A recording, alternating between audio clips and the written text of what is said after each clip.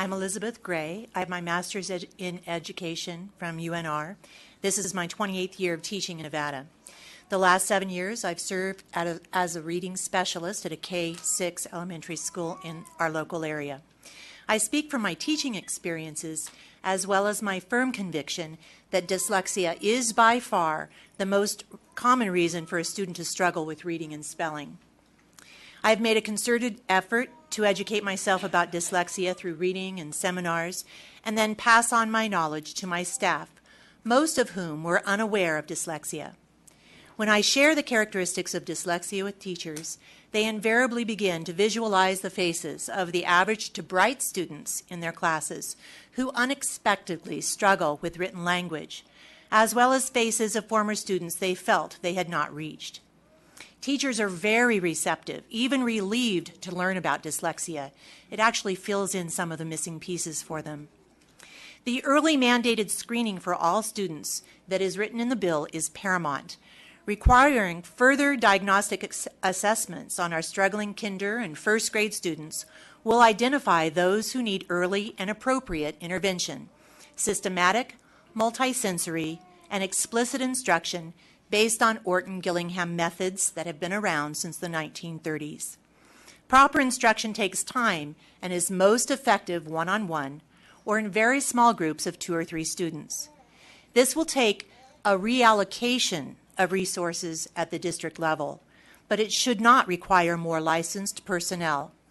From your NRS, paraprofessionals, as defined in our statutes, and teachers' aides are fully capable of tutoring students.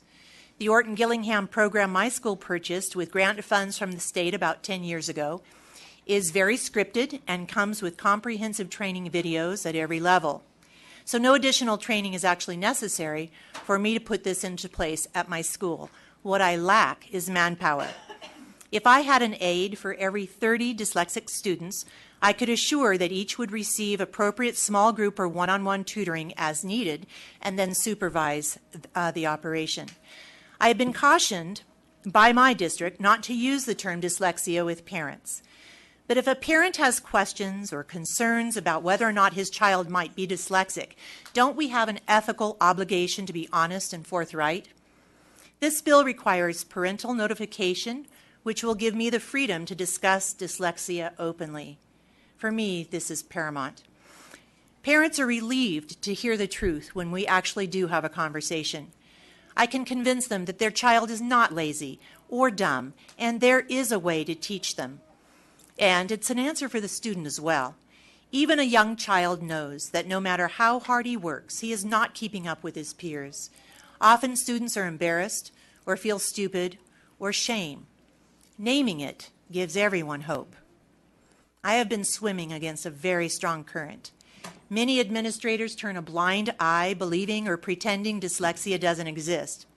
From the top down in my district, I've heard statements such as, "I don't really buy into that." I've met few who have read any of the research and even fewer who understand the special needs of these students. They keep expecting different results when we do the same thing over and over again.